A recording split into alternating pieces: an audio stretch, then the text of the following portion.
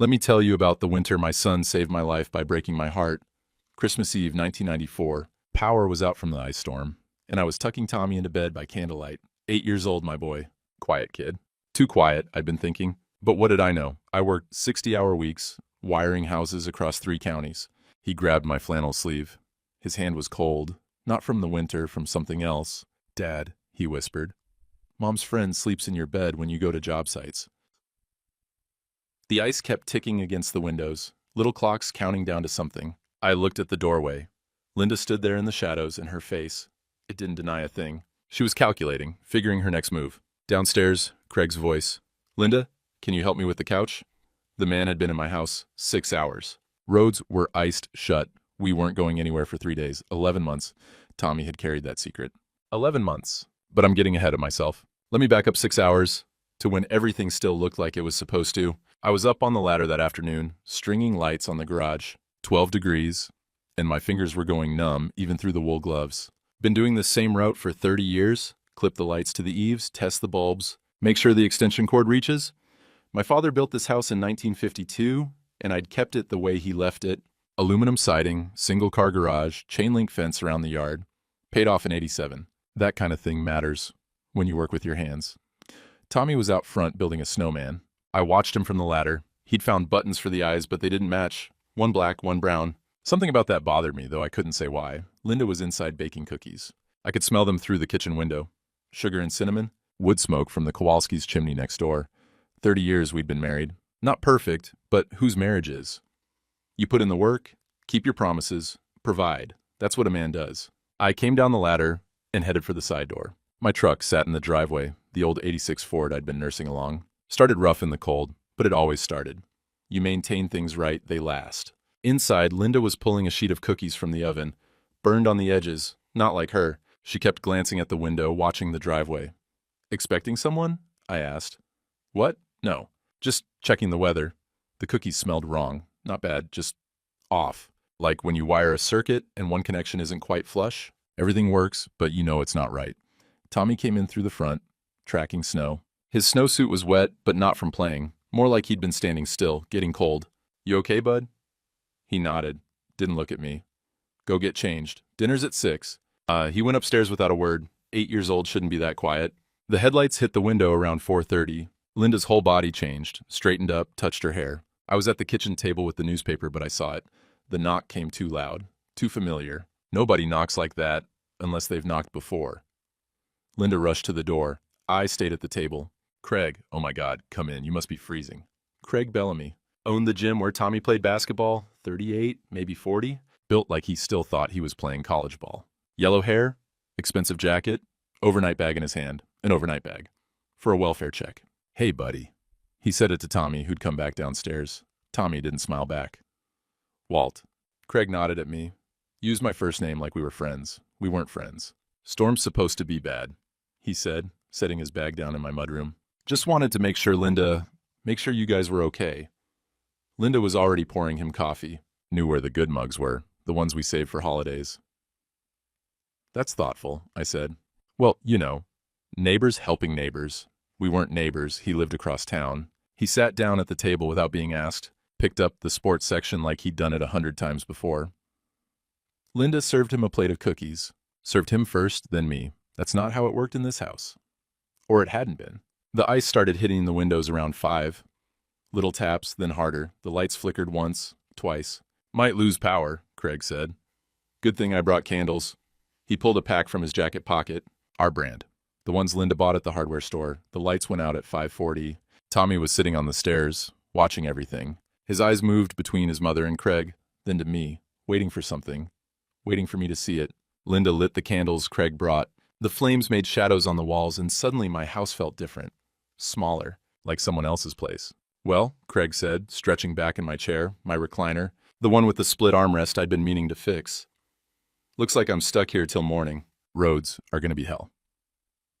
He said it like it was an accident, but his bag was too packed for an accident. Toiletries, change of clothes, phone charger, coiled neat. You don't pack like that for a quick check-in. Dinner was strange. Linda made pot roast, and she served it wrong. Craig first, then Tommy, then me. She asked Craig how he wanted his coffee. She already knew. She didn't ask me. Tommy ate 3 bites and asked to be excused. It's Christmas Eve, Linda said. You need to finish your dinner. I'm not hungry. Thomas, let him go, I said. She glared at me. Then her face shifted, softened. Okay, sweetie, go brush your teeth. After Tommy left, Craig told a story about the gym, some problem with the lease. Linda laughed at the punchline. I didn't hear a punchline. Around 8, I went out to the garage. Needed air, needed to think. The space heater glowed orange in the corner. I sat on the stool by my workbench and looked at my father's tools. Klein pliers from 1951, still perfect. Wire strippers wrapped in oilcloth. He'd worked 47 years to buy this house, passed it to me with a handshake and 5 words. Take care of your family. I was trying. I thought I was trying. When I came back inside, Craig was coming out of my bathroom. My bathroom. Upstairs. There was a half bath by the kitchen, no reason to go upstairs. Needed to wash my hands, he said, passing me in the hallway. I went into the bathroom. My razor was on the sink, not in the drawer where I kept it, on the sink. In the bedroom, I checked the nightstand. Linda's side. There was a pack of Marlboro Reds in the back. Linda quit smoking in 1989. I was there. 6 months of nicotine gum and bad moods, but she quit. Craig smoked Marlboro Reds. I'd seen the pack in his jacket. I picked up the pack. The tax stamp said July 1994. 3 months old. 3 months of someone smoking in my bedroom.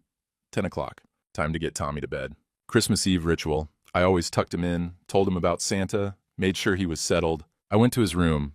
He was under the covers, staring at the ceiling. Big day tomorrow, I said, sitting on the edge of his bed. Santa's coming. Dad. Yeah, Bud. His hand shot out and grabbed my sleeve. His hand was so cold. Dad, I need to tell you something. The ice kept ticking. The candle on his dresser flickered. What is it? He looked at the door. Linda's shape moved in the hallway, listening. Mom's friend sleeps in your bed when you go to job sites. The room went very quiet. Even the ice seemed to stop. Tommy, Linda's voice from the hallway. I looked up. She was standing in the doorway, and her face wasn't panicked, wasn't apologetic. She was thinking, calculating, figuring out what to say, what story would work. From downstairs, Linda, can you help me with the couch? Craig's voice. Comfortable? Easy. Like he lived here. I looked back at Tommy. His eyes were wet, terrified. Did I do something wrong? He whispered. I couldn't answer. Didn't have words yet. Linda disappeared down the hallway. I heard her footsteps on the stairs. The ice storm howled louder. We weren't going anywhere. Not for 3 days. I went downstairs. Had to. Couldn't hide in Tommy's room all night, and the boy needed to sleep. Needed to think I had this handled. Even if I didn't. Craig and Linda were in the living room, arranging blankets on the couch. They moved around each other like dancers who'd practiced the steps. She handed him a pillow. He knew which one he wanted. All set? I asked. Linda jumped. Oh, yes. Just making sure Craig's comfortable. Guest room's upstairs, I said. Bed's already made. Couch is fine, Craig said. Smiled at me. Don't want to be any trouble. But he was already trouble. He just didn't know I knew it yet. I went to bed. Linda came up 20 minutes later. She got under the covers on her side, and we lay there in the dark, not touching. The ice kept hitting the windows. Down the hall, I could hear Tommy crying, soft, trying not to be heard. I didn't sleep. Christmas morning, the power was still out and the house was cold. I got up before dawn, got the fire going in the fireplace. Old habit from my father. You take care of the warmth first, then everything else. Craig came down around 7, hair wet. He'd use my shower again. Use my towel. I could see it hanging wrong on the rack through the bathroom door. Merry Christmas, Walt. He headed straight for the coffee pot. Knew where Linda kept the filters. Knew how much coffee she used. 2 scoops, not 3. I watched him from the doorway. Linda came down in her robe. Smiled at Craig first, then at me. That order mattered. Tommy stayed upstairs until we called him. Came down in his pajamas, wouldn't look at anyone. There were presents under the tree. I'd bought Tommy a new baseball glove. Linda got him clothes.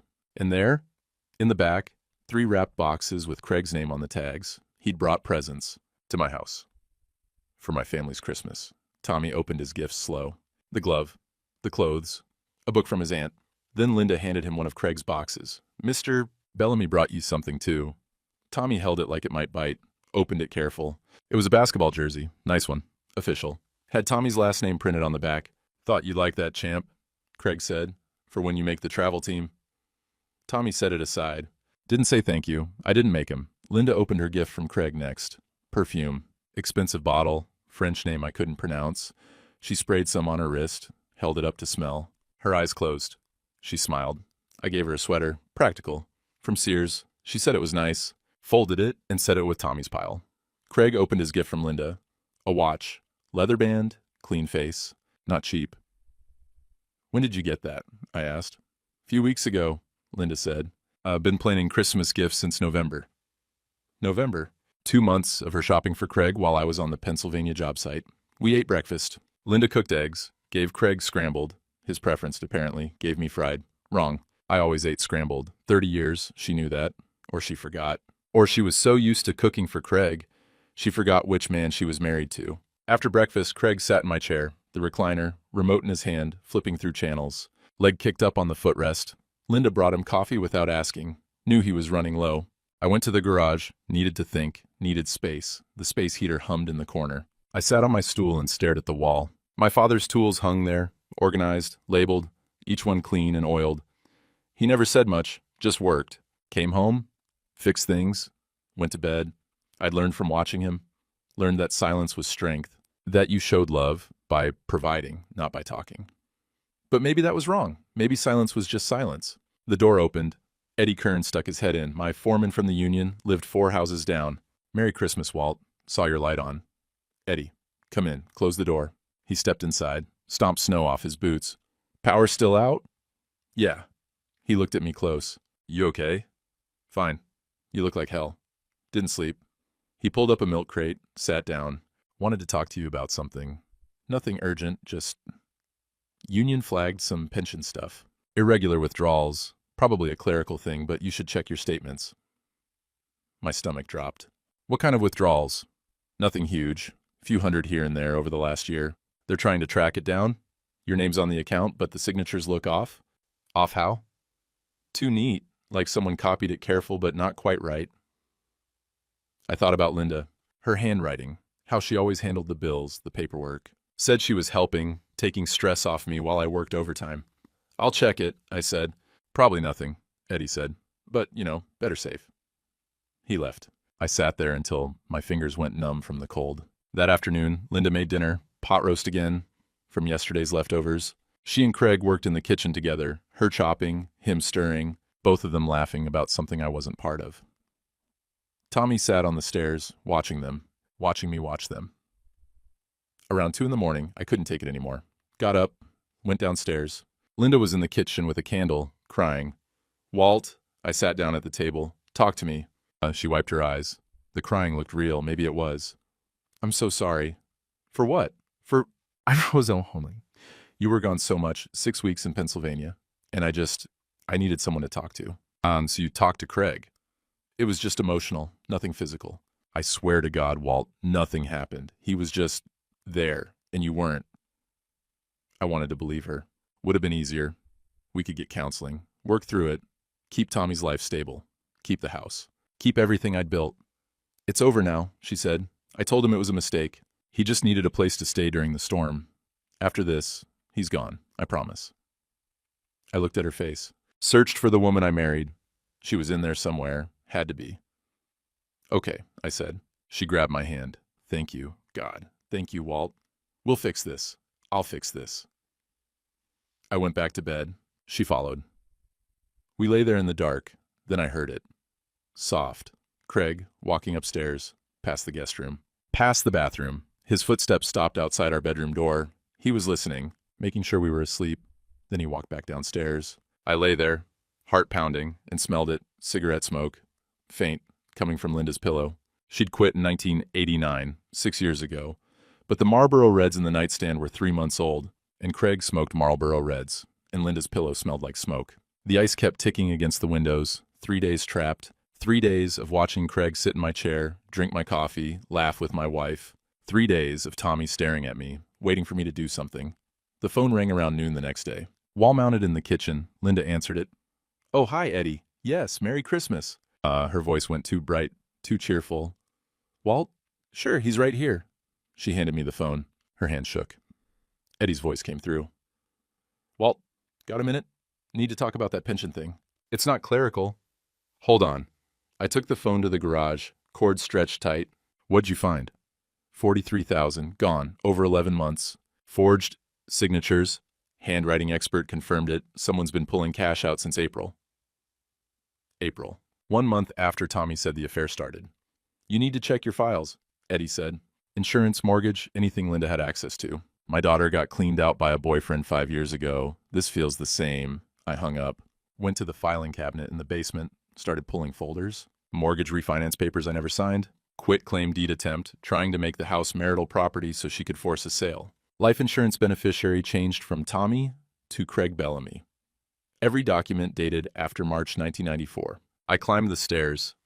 Linda was in the living room with Craig, watching him flip through a photo album. Our photo album, wedding pictures, Tommy as a baby.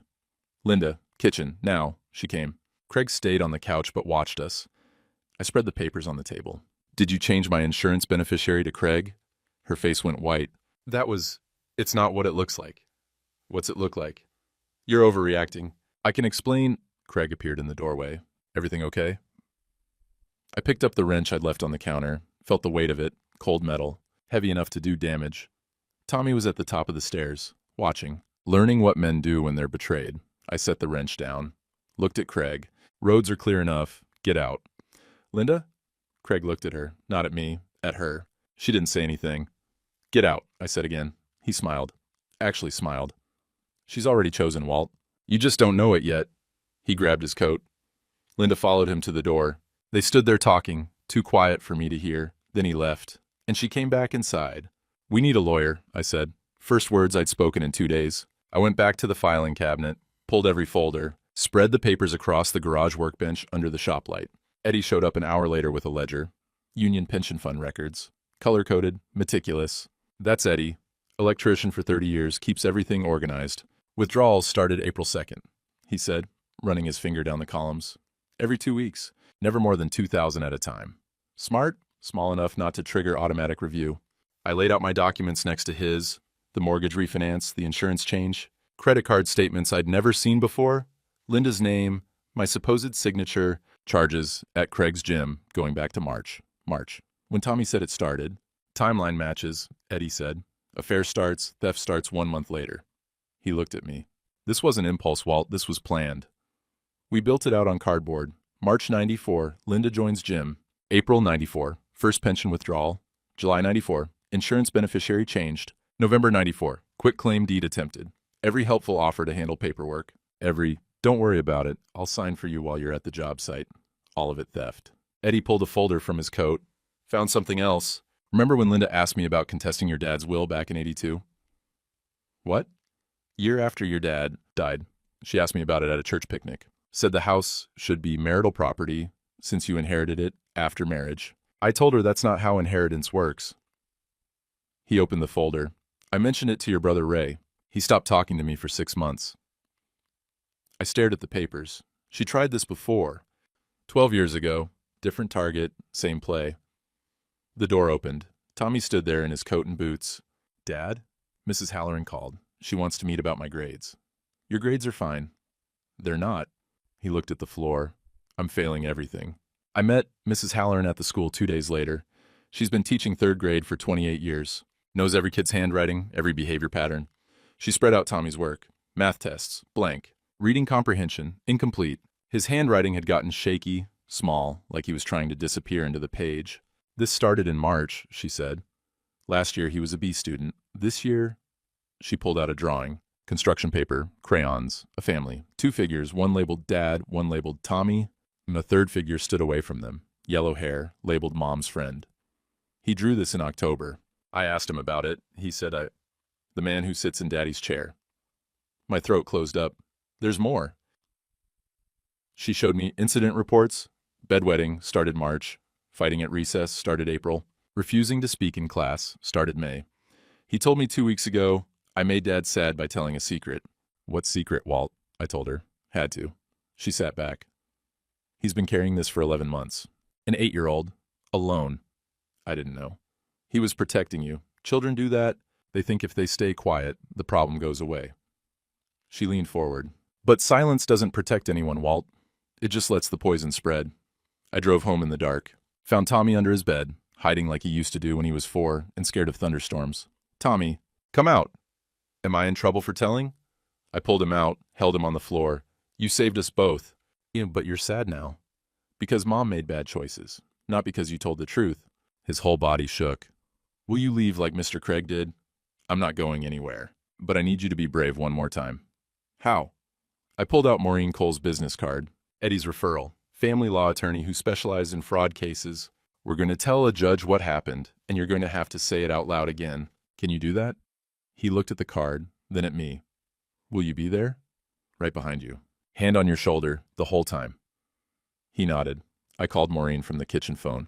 Linda watched from the living room trying to hear. I'm ready to file, I said, and my son will testify. Linda's face went from fear to rage to calculation.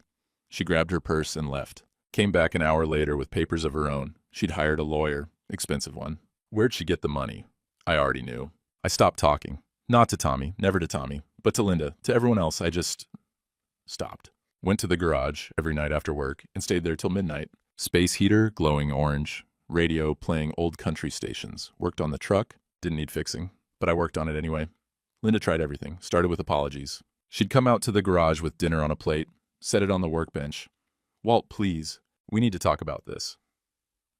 I'd look at the carburetor I was rebuilding, not at her. It was a mistake. I was lonely, but it's over. He's gone. The plate would sit there till the food went cold. She'd take it back inside. 3 days later, she tried anger. You were never home. 6 weeks in Pennsylvania, leaving me alone with a child. What did you expect? I cleaned spark plugs, didn't look up.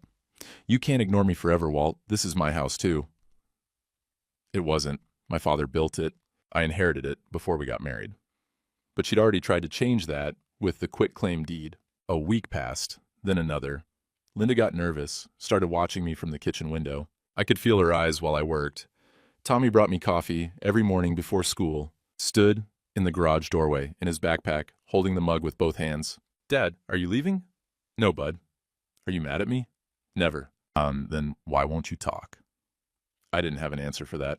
The truth was, I'd learned silence from my father. He came home from the steel mill, ate dinner, fixed things, went to bed, never raised his voice, never said I love you, just worked. Figured that was how men showed love. By providing, by being there, by not causing trouble. But now I was doing the same thing. And Tommy was watching, learning that when life gets hard, you go quiet. Swallow it down. Don't make waves. My father died alone in this garage, radio playing big band music. Heart attack at 68, I found him slumped over his workbench. He never told us he'd been having chest pains. Never complained, just stayed silent until silence killed him. And here I was, teaching Tommy the same poison. January 15th. Report card came in the mail. All Fs. Tommy had been a B student in the fall. Mrs. Halloran's note. We need to talk. This is serious. Linda opened the envelope first.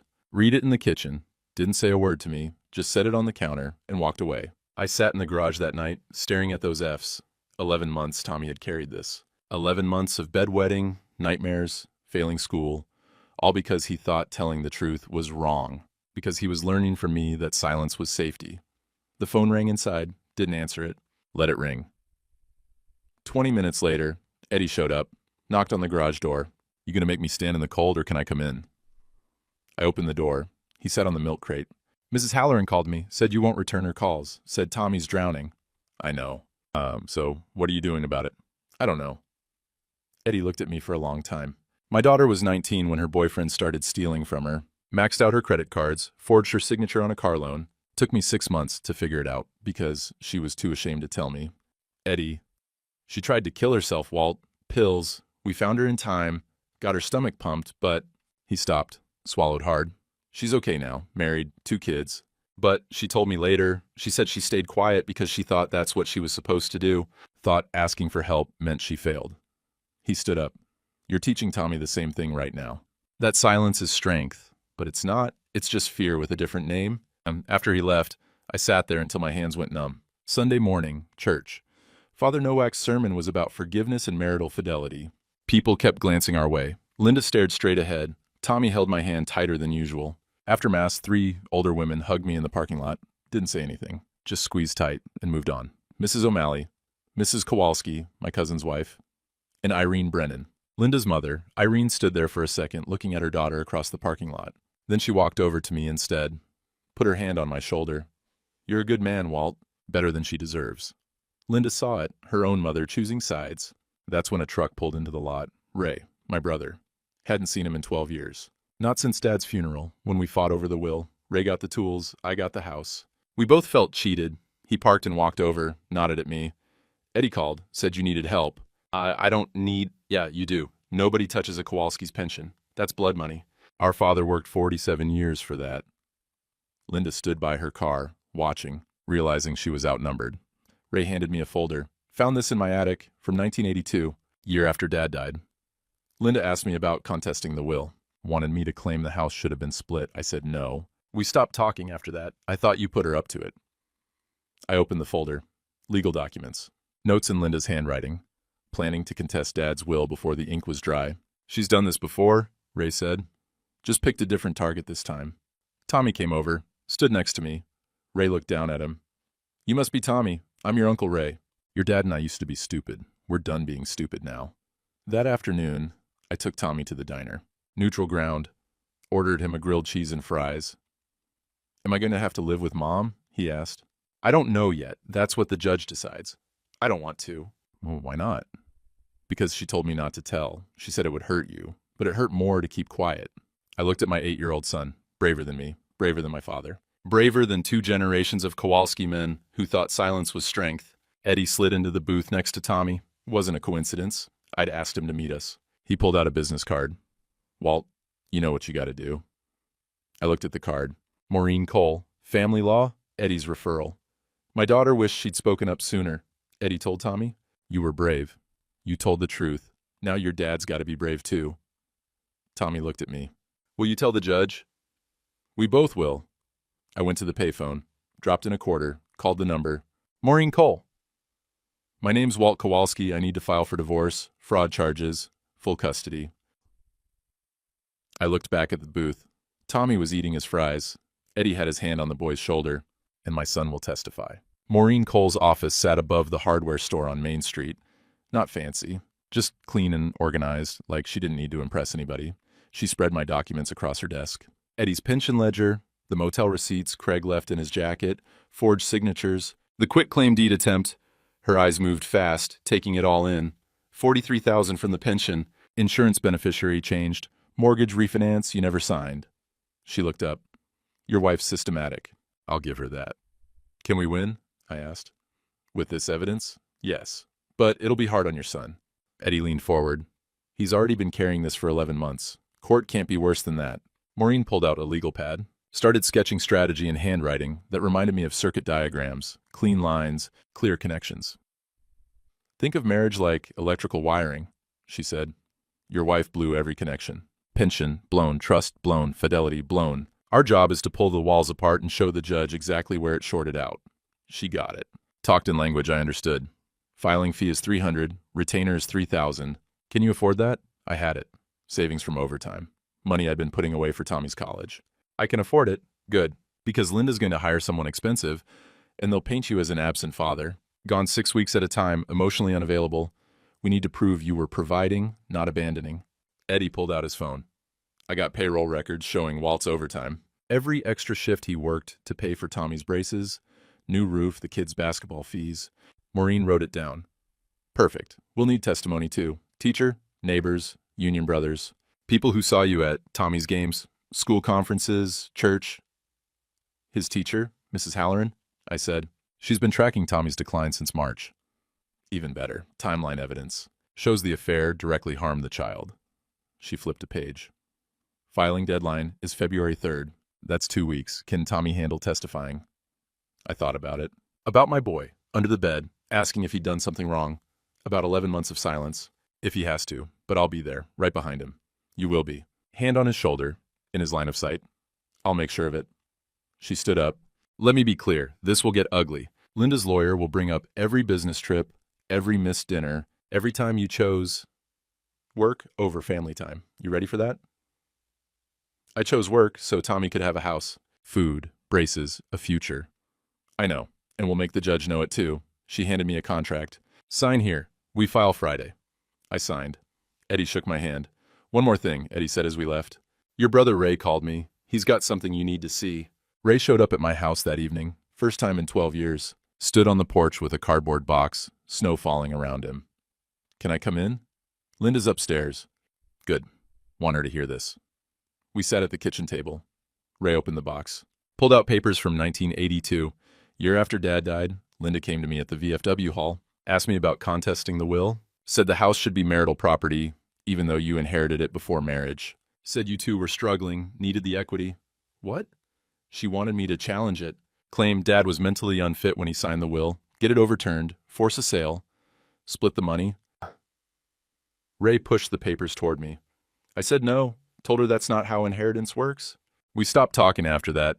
I thought you put her up to it. I read through the notes.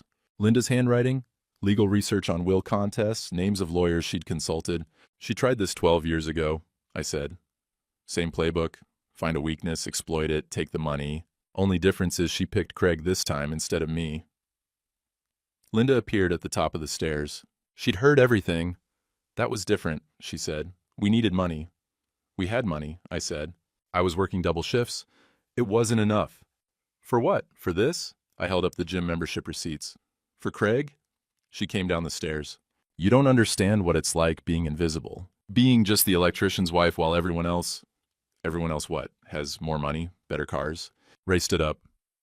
Dad worked 47 years in a steel mill, came home with burns on his hands every day, never complained, bought this house one paycheck at a time, and you wanted to sell it to fund your midlife crisis. Get out, Linda said. Gladly. Ray looked at me. I'm testifying, showing the judge this isn't impulse, it's pattern. She's been working this angle since before I stopped talking to you. After he left, Linda and I stood in the kitchen. The house was quiet except for the furnace running. You're really going through with this, she said. You stole from me, from Tommy's future. Changed my insurance to make Craig the beneficiary. What did you think would happen? I think you're going to regret this. Already do. Should have seen it sooner. The next day, Maureen's office again, this time with Tommy. After school, 3:30, winter sun already setting. Maureen had action figures on her desk. G.I. Joe, a Barbie, a green army man. Tommy, let's practice. Pretend this G.I. Joe is you. This Barbie is your mom. This soldier is Mr. Craig. Tommy looked at me. I nodded. Where did you see them together? Maureen asked. Tommy moved the figures. In Dad's room, when Dad was in Pennsylvania. How did you know? I woke up one night, heard voices, looked in the room. Mr. Craig was there. What happened when you told your dad? Tommy's voice got small. Mom got scared. She said I misunderstood, but I didn't. Maureen's voice stayed gentle. Why didn't you tell sooner? Because, Tommy started crying, because I thought it was my fault, that I did something wrong, and that's why Mom liked Mr. Craig better. I moved to grab him, but Maureen shook her head. Let him finish. It was never your fault, she said. You were protecting your dad. That's brave. That's what we're going to tell the judge. That you told the truth even when it was scary. Tommy wiped his eyes. Will a lot of people hear? Yes. But they'll believe you, because you're telling the truth. We drove home in silence. Tommy fell asleep against the window. I looked at him in the rearview mirror. 8 years old, braver than any Marine I'd served with in Vietnam. At a stoplight, I said it out loud for the first time in his life. I'm proud of you, son. He didn't wake up. But I'd said it, the words my father never gave me. We could break the curse, one word at a time. February 5th, Sunday morning. St. Casimir's Catholic Church, same pew we'd sat in for 30 years. Linda and I hadn't spoken in 3 days. Tommy sat between us like a buffer. Father Nowak's sermon was about forgiveness, reconciliation between husband and wife, the sanctity of marriage vows. People kept glancing our way. The whispers had spread. Small town, church gossip moves faster than electricity. After Mass, we filed out to the parking lot. That's when the process server approached. Linda Kowalski? Yes? He handed her the papers. Divorce petition, fraud charges, emergency custody motion, restraining order against Craig Bellamy, 500 feet from Tommy at all times. She opened the envelope right there in front of everyone. Read the first page. Her face went white. You're really doing this? Here? I stood with Ray on one side, Eddie on the other. Maureen had parked across the street, watching to make sure service was clean. You did this, I said. I'm just responding. Father Nowak approached, looking concerned. Linda, if you need to talk. I'm fine. She shoved the papers back in the envelope. I'm fine. But she wasn't. Her hands shook. She looked around at the congregation, Mrs. O'Malley, Mrs. Kowalski, the Brennans, everyone she'd sat with for years. They all looked away. Then Irene Brennan walked past her own daughter, came straight to me, put her hand on Tommy's head. You call me if you need anything, Walt. Babysitting, meals, whatever. Linda's mother, choosing us. A black Mercedes pulled into the lot. Expensive. Out stepped a man in a suit that cost more than my truck. Slicked back hair, cologne you could smell from 10 feet away. Mrs. Kowalski? I'm Richard Vance. We spoke on the phone. Linda's lawyer, the kind who advertises on highway billboards. He looked at the papers, then at me. Mr. Kowalski, I'll be advising my client not to speak with you directly. All communication goes through me. Fine by me. I will be filing a counter petition. Emotional abandonment, financial neglect. My client was left alone for extended periods with no support system. She sought companionship. She sought my pension fund. Eddie said, $43,000 worth. Vance smiled. Didn't reach his eyes. We'll address those allegations in court. Good day. He guided Linda to his car. She looked back once before getting in, not at Tommy, at me. Her face was calculating again, already planning her defense. The next week, the casseroles started arriving. Mrs. O'Malley brought tuna noodle on Monday, left it on the porch with a note, "For you and Tommy, God bless." Tuesday, Miss Kowalski dropped off pot roast. You need anything, Walt? Anything at all. Wednesday, 3 Union brothers showed up with pizza and beer. Sat in my living room. Didn't talk about the case. Just showed up. Eddie came by Thursday with paperwork. Got 5 guys who'll attend the hearing. Moral support. Judge will see you're not alone. You don't have to... We're Union, Walt. Nobody touches our brothers. Friday, Mrs. Halloran called. Wanted to meet with Maureen. Brought a file, an inch thick. Tommy's decline documented in detail. Drawings dated and labeled. Grade reports showing the drop from B's to F's. Incident reports for bedwetting, playground fights, withdrawal. A timeline matching exactly with March 1994. I've been teaching 28 years, she told Maureen. I know what trauma looks like. This boy has been drowning since March, and now I know why. Maureen added it to our evidence binder. The thing was getting thick. Pension records, motel receipts, forged documents, medical records, school records, Ray's 1982 files. Linda's lawyer will argue you were absent, Maureen said. We counter with this. Proof you were present for what mattered. School conferences, church, Tommy's games. Then we show that Linda's affair directly caused Tommy's trauma. Timeline's airtight. February 13th, night before the hearing. Tommy couldn't sleep. I found him at 10 o'clock, staring at his ceiling, nightlight casting shadows. What if the judge doesn't believe me? I sat on his bed. Then we'll know we tried. That's more than your grandpa ever did. Grandpa? He kept everything quiet. Never said what he was feeling. Never asked for help. Died alone in the garage because he thought silence was strength. I put my hand on Tommy's shoulder, but he was wrong. Silence protects nobody but the guilty. Will Mom hate me? I wanted to lie. Tell him everything would be fine. She'd understand. Families always work things out. But I'd spent 11 months lying to myself. Maybe for a while, but I'll love you more for your bravery. What do I say if I get scared? Look at me. I'll be right behind you. Hand on your shoulder. There was a knock at the door. Ray holding a thermos. Hot chocolate. Figured the kid might need it. Well, Ray, who'd never had kids, never knew what to say to them. Making hot chocolate at 10 at night because his nephew couldn't sleep. We sat on Tommy's bed, the 3 of us, drank hot chocolate in silence. But it was a different kind of silence. Not the avoiding kind, the comfortable kind. Tommy finally asked, Uncle Ray, why did you and Dad stop talking? Ray looked at me. Pride, stupidity. We fought over your grandpa's will instead of remembering what your grandpa wanted, for us to take care of each other. Are you taking care of each other now? Yeah, kid, we are. Tommy fell asleep around 11. Ray and I stayed in the room watching him breathe. He's braver than us, Ray said. Always has been. Dad would have handled this different. Would have stayed quiet, let it eat him up. I almost did the same thing, but you didn't. You're choosing different. That's harder. We went downstairs. Ray headed for the door, then stopped.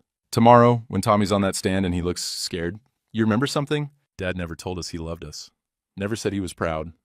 Died without saying it once. He looked at me. Don't be Dad. Say the words. After he left, I sat at the kitchen table. Tried to sleep. Couldn't. February 14th, Valentine's Day. Hearing started at 9 a.m. The irony wasn't lost on me. A day about love, and I was ending my marriage. I got up at 5, made coffee, watched the sun come up over the same street I'd watched for 30 years. Tommy came down at 6, dressed in his church clothes without being asked. Ready? I asked. No, but I'm going anyway. That's all courage is, doing it scared. We drove to the courthouse in silence. Eddie met us at the steps. Ray pulled up right behind. Mrs. Halloran arrived with her file. 5 Union brothers, in work coats, standing together. Maureen came last. Let's go prove your family's worth fighting for. We walked in together. The courtroom smelled like old wood and floor polish. Radiator hissing in the corner. February cold seeping through the windows. Judge Patricia Nordstrom's chambers had a photograph on the wall. Her on a frozen lake, holding up a walleye. Ice fishing, working-class judge. That gave me hope. Linda sat at the plaintiff's table with Richard Vance. She wore a navy dress, pearls, looked respectable, looked like a woman wronged, not a woman who'd stolen $43,000. Tommy sat in the hallway with Ray, waiting. I'd promised him I'd be visible from the witness stand. Promised I wouldn't leave him alone. Judge Nordstrom entered. We stood. Be seated. This is a petition for divorce with allegations of fraud and adultery, plus emergency custody motion. Mr. Vance, you may begin. Vance stood, smoothed his tie. Your Honor, my client has been married to Walter Kowalski for 30 years. 30 years of an emotionally absent husband. Mr. Kowalski worked 60 to 80 hours per week, including extended periods away from home, 6 weeks at a time. My client was left to raise their son alone, manage the household alone, exist in a marriage that was marriage in name only. He painted me as a ghost, present but absent, providing money but nothing else. Mrs. Kowalski sought emotional support from a family friend, Craig Bellamy, a platonic relationship that Mr. Kowalski has twisted into something sordid. Yes, there were financial irregularities. Mrs. Kowalski made some errors in judgment trying to secure their future, while her husband chased overtime, instead of being present. But these are not the actions of a criminal. These are the actions of a desperate, lonely woman. He sat down. It sounded convincing. For a second I wondered if the judge would buy it. Maureen stood. No fancy suit.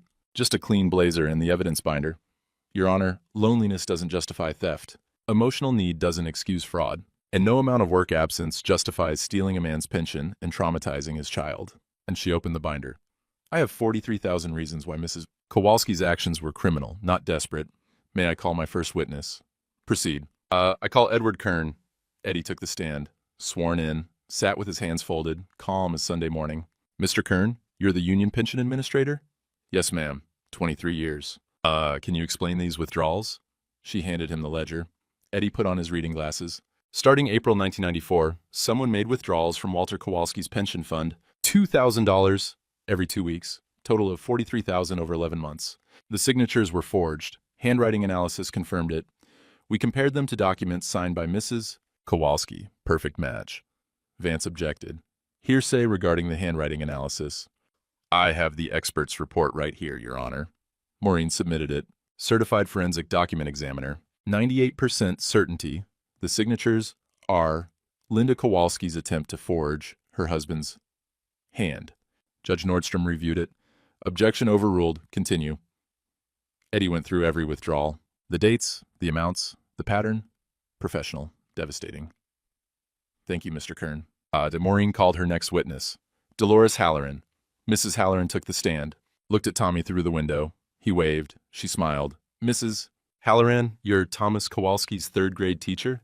Yes, for the full academic year. Can you describe Thomas's behavior in fall of 1993? Excellent student. B average. Participated in class. Well-adjusted. Happy child. And in spring of 1994, Mrs. Halloran's voice tightened. Complete decline. Failing grades starting in March. Bedwetting incidents, fighting on the playground, withdrawal from peers. He drew pictures of a man in daddy's chair. Yellow hair. When I asked who it was, he said mom's friend. As she submitted the drawings, dated March through December, a visual timeline of trauma. Did Thomas ever tell you why he was struggling? 2 weeks ago, he said, I made Dad sad by telling a secret. I asked what secret. He said, about mom's friend sleeping in Dad's bed. Linda whispered something to Vance. He shook his head. Thank you, Mrs. Halloran. Next came Ray. He brought the 1982 documents, explained how Linda had tried to get him to contest Dad's will, showed the pattern. This wasn't impulse, it was method. Then the motel manager, middle-aged woman, looked bored until Vance tried to rattle her. How can you be certain it was Mrs. Kowalski? Because she called him baby at the front desk.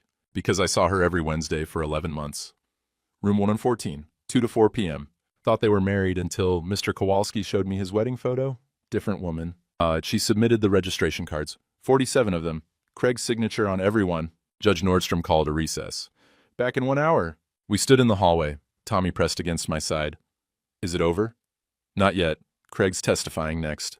Craig showed up 10 minutes before court resumed. Confident stride, gym clothes under a sport coat, smiled at Linda, ignored me. He took the stand like he was doing us a favor. Mr. Bellamy, Maureen began, you were friends with Mrs. Kowalski? Yes. I coached her son's basketball team. We became close. How close?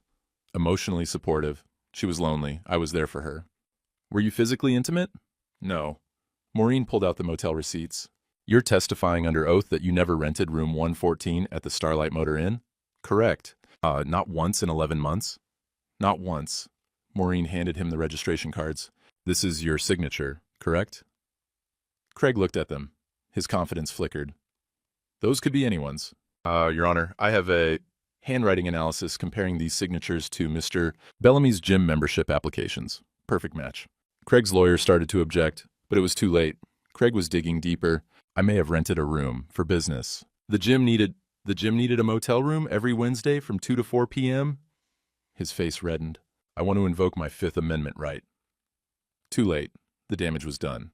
Judge Nordstrom leaned forward. Mr. Bellamy, I'm not interested in your affairs, but I am interested in perjury. You just testified you never rented that room. Now you're saying you did. Which is it? You're dismissed. And I'm forwarding this transcript to the prosecutor's office. Craig left the stand. Wouldn't look at Linda. Mrs. Cole, any other witnesses? Yes, Your Honor. Thomas Kowalski. The courtroom went quiet. Tommy walked in. 8 years old in a button-up shirt too big for him. Ray had bought it yesterday. I stood and walked him to the stand. Put my hand on his shoulder, met his eyes. I'll be right there. Behind you, the whole time. He nodded. Took the oath in a voice so small the stenographer asked him to repeat it. Maureen kept it simple. Tommy, where did you see Mr. Bellamy? In my dad's room, when Dad was in Pennsylvania. Did you tell your mom you saw him? Yes. What did she say? She said I misunderstood, that I should keep it quiet, that it would hurt Dad. But you told him anyway. Why? Tommy looked at me, then back at Maureen, because keeping quiet hurt more. Judge Nordstrom spoke directly to him. Tommy, do you feel safe with your father? Yes. With your mother? Long pause. I don't know anymore. That was it. 20 words from an 8-year-old, and the case was over. Judge Nordstrom recessed for 14 minutes, came back with her ruling. Full custody to Walter Kowalski.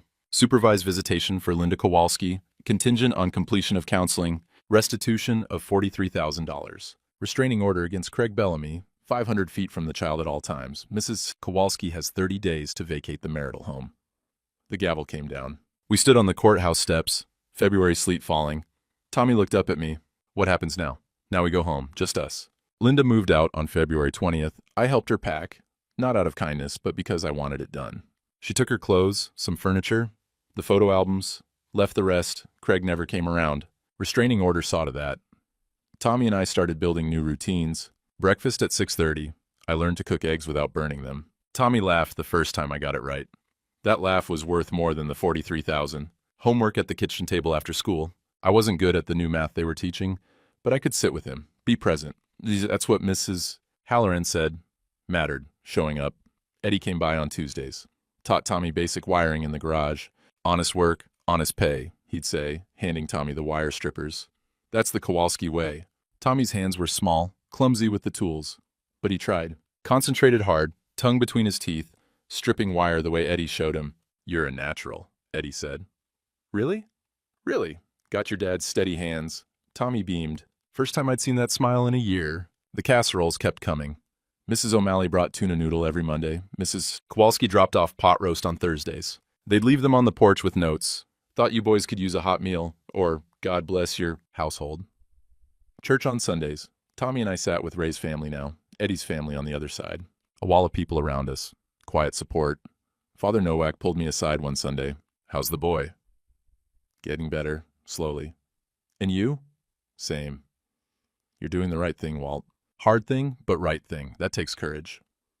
I didn't feel courageous, just tired, but I nodded. Tommy's grades started climbing.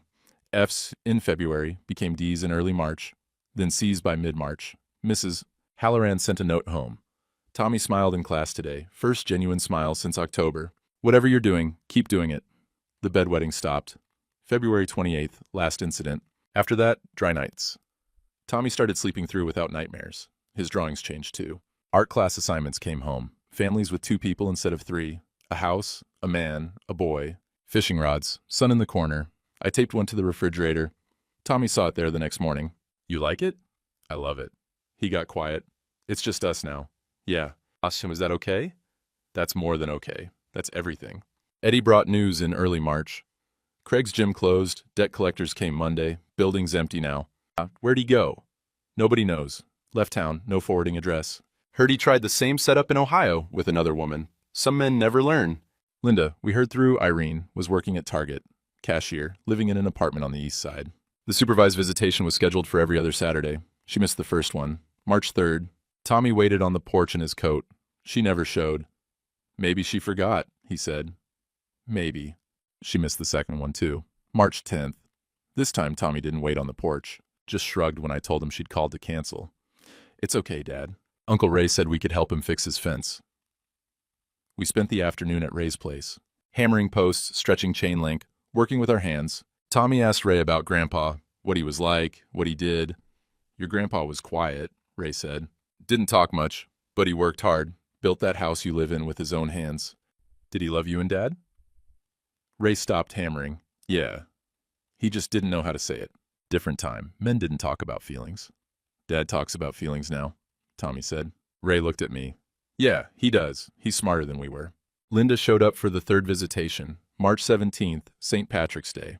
I drove Tommy to McDonald's, neutral ground, supervised by a social worker named Janet, who sat 2 tables away, pretending not to watch. Linda looked smaller, thinner, hair pulled back, no makeup.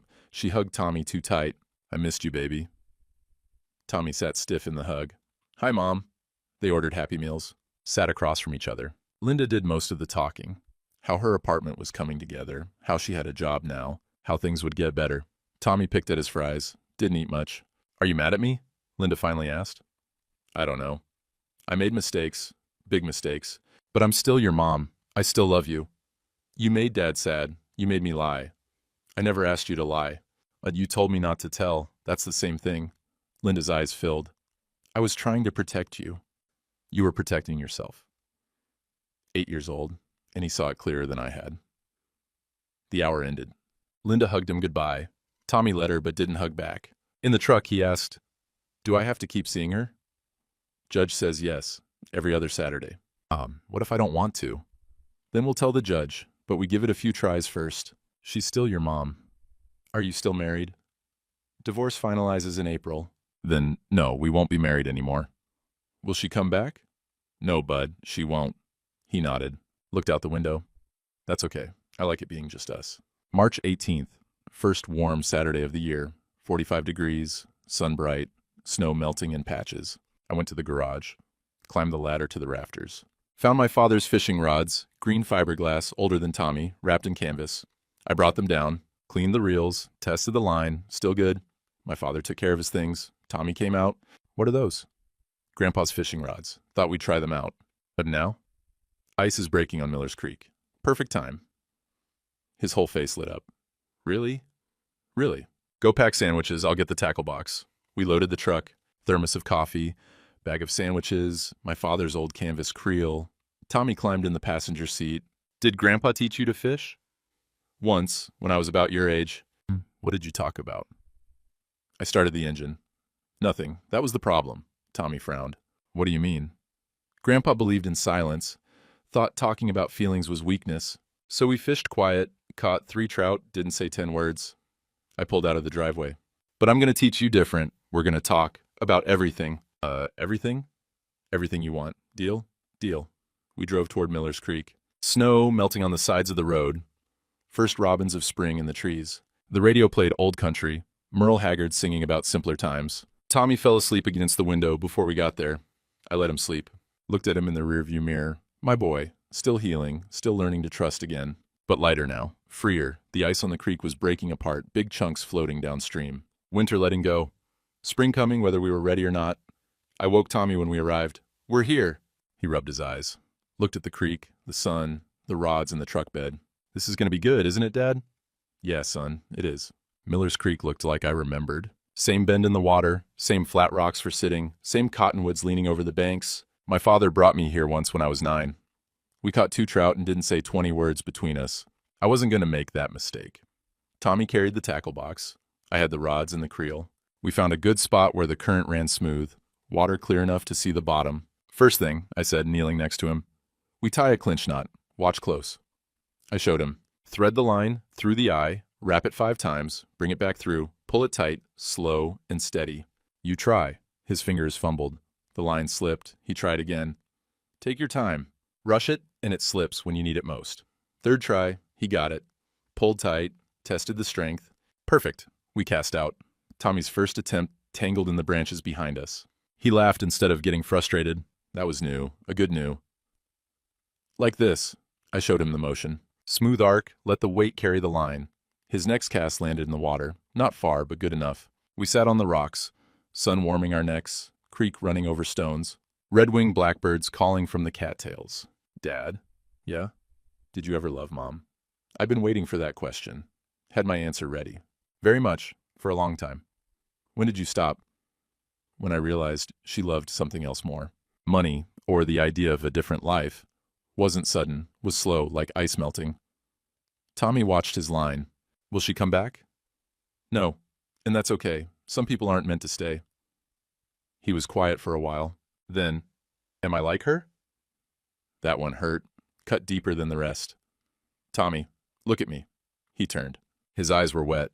You're like you. You get to choose who you become. Every day you choose. That's the gift. I put my hand on his shoulder. You chose to tell the truth even when it was scary. You chose bravery over silence. That's not your mom. That's not your grandpa. That's you. What if I make bad choices? Then you make different choices the next day. That's what being a man is. Not being perfect, just trying to do better. He nodded, wiped his eyes with his sleeve. A fish bumped his line. He jumped. Did you see that? Set the hook. Pull back! He yanked. The line went tight, then slack. Whatever it was got away. Aw, man. That's fishing. More getting away than getting caught, but you felt it, right? Yeah. And that's what matters. Showing up, trying, being here. We fished for 2 more hours. Didn't catch a thing. Didn't matter. Tommy cast out one more time. Hooked a stick. Reeled it in slow, saw what it was, and laughed. Not even close. I laughed too. First real laugh I'd had in months. We packed up around 3. Tommy carried the tackle box back to the truck, walking ahead of me on the path. Dad? Yeah, Bud? Thanks for believing me. I stopped walking. Those words hit harder than I expected. Thank you for being brave enough to tell. We drove home in comfortable silence. Not the avoiding kind my father taught me, the easy kind. The kind where you don't need words because you're both exactly where you're supposed to be. Tommy fell asleep against the window, radio playing low. I looked at him in the rearview mirror, mouth open, head tilted, fishing rod between us on the bench seat. My boy, my brave boy. We pulled into the driveway as the sun was setting. Same house my father built in 1952, same aluminum siding, same chain link fence, but different now, lighter. Some legacies you keep, the house, the tools, the rods, the honest work. Some you leave behind, the silence, the fear, the shame. Tommy stirred awake. We home? Yeah, we're home. Good day, Dad? Best day in a long time, son. We walked inside together. 2-person family, complete. I made dinner, spaghetti only slightly burned. Tommy set the table. We ate and talked about school, about Uncle Ray's fence project, about whether we'd try fishing again next Saturday. After dinner, Tommy went upstairs to do homework. I cleaned the dishes, made coffee, sat at the kitchen table. His drawing was still on the refrigerator. 2 figures, a house, fishing rods, sun into the corner. I looked at it for a long time. 30 years I'd wired houses. Made sure every connection was clean, every circuit safe, but I'd never checked the wiring in my own home. Never saw the short circuits, the blown fuses, the dangerous connections. Tommy saw it. An 8-year-old saw what I'd missed. He saved us both. Upstairs, I heard him brushing his teeth. Normal sounds, good sounds. I went up to say goodnight. He was already in bed. Night, Dad. Night, son. I turned to leave. Dad? Yeah? I love you. 3 words, simple, true. I stood in the doorway. My father never said them, not once in 68 years. He showed love by working, by providing, by being there. But he never said the words, and I'd almost made the same mistake. I love you too, Tommy. And I'm proud of you. Prouder than I know how to say. His smile was worth everything. Every court appearance, every dollar spent on lawyers, every hard conversation. "You're a good dad," he said. "I'm trying to be." "You are." I turned off his light, went downstairs, sat on the porch, even though it was cold. The street was quiet, same street I'd known for 62 years. But I was seeing it different now. Tomorrow we'd get up, make breakfast, go to church. Uncle Ray would sit with us. Eddie would ask about the fishing trip. Mrs. O'Malley would bring in another casserole. We'd build a new normal, a better normal. The porch light flickered, old wiring. I'd fix it next weekend. Some things break so you can rebuild them, right? I went inside, locked the door, checked on Tommy one more time. Sleeping sound, breathing easy. That was all that mattered. We were home. We were safe, we were together, everything else was just details. That was 30 years ago. Tommy's 60 now. Still an electrician like me, like his grandpa before me. Works for the same union local. Married a good woman named Sarah. They got 2 kids, both grown, both doing fine. He turned out good, better than good. He talks to his kids, says "I love you" without being asked, shows up to their lives not just with a paycheck, but with his whole self. Broke the curse I almost passed on to him. Linda? Don't know where she ended up. Heard through Irene she moved to Florida sometime in the 2000s. Tommy sent her a card once when his first kid was born. Never got a reply. That's okay. Some doors close for good reason. Craig's gym closed that spring of '95. Heard he tried the same scheme in Ohio. Found another lonely woman, another pension to raid. Some men never learn. Some men don't want to. But that's not my story anymore. That winter was the end of something, but also the beginning.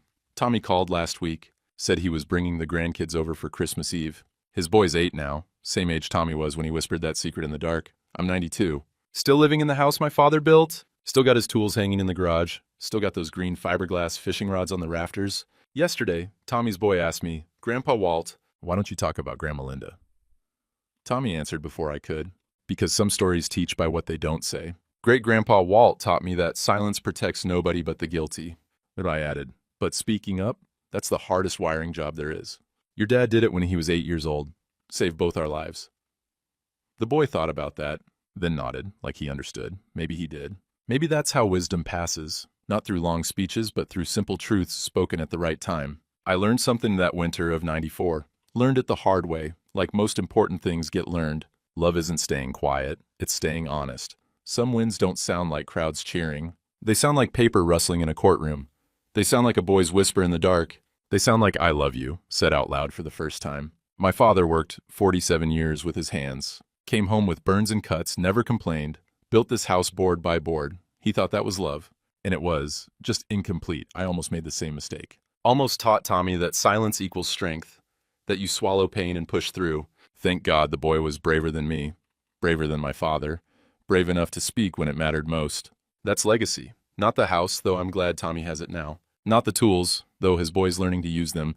The real legacy is words. Is breaking the silence. Is choosing honesty over comfort, truth over peace, courage over quiet. Tommy's truck just pulled up outside. I can hear the grandkids arguing about who gets to sit in Grandpa's recliner. Same chair Craig sat in 30 years ago, but that doesn't matter now. That chair's been sat in by better men since. The Christmas lights are up, same pattern I've strung for 60 years. Tommy's boy helped me yesterday, standing on the ladder while I held it steady, roles reversed. That's how it should be. I look at this house, these walls, this street. 30 years ago, my son whispered a truth that broke my heart. Best thing that ever happened to both of us. Turns out, love isn't staying quiet, it's staying honest, and that's the work. Every day, for as long as you're breathing. Some legacies you keep, some you fix. That's all any of us can do.